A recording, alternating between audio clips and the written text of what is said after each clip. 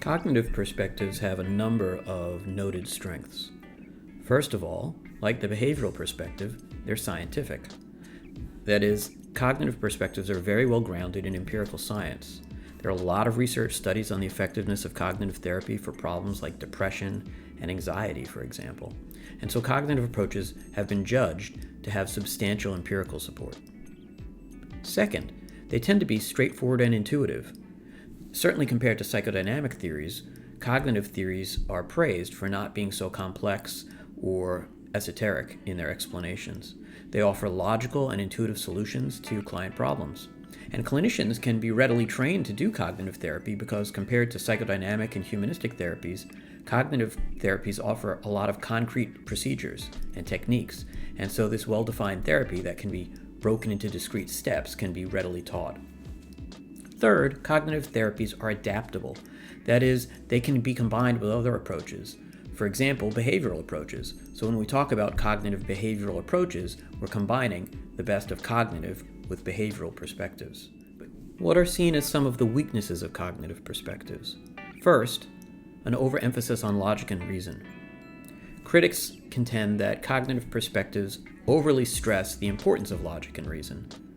For example, psychodynamic and humanistic theorists have complained that the cognitive perspective's mind as computer metaphor overlooks the importance of emotion in our functioning and mental distress. Second, biology is minimized and mind-body dualism is instituted.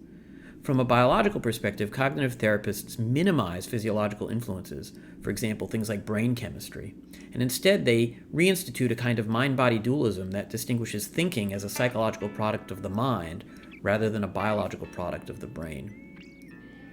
Third, cognitive perspectives offer mentalistic explanations. From a behavioral perspective, cognitive approaches aren't really any better than psychodynamic and humanistic approaches because they still rely on speculation about mental entities, and these mental entities can't be scientifically observed.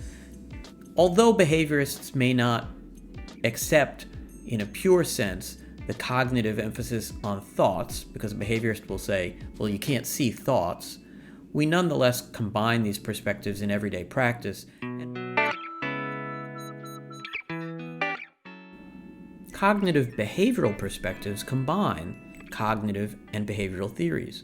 That is, they combine an emphasis on cognitions, what it is people think, and behaviors, what it is that people do. And if we can change people's cognitions and we can change people's behaviors, we have the ability to really create some significant change.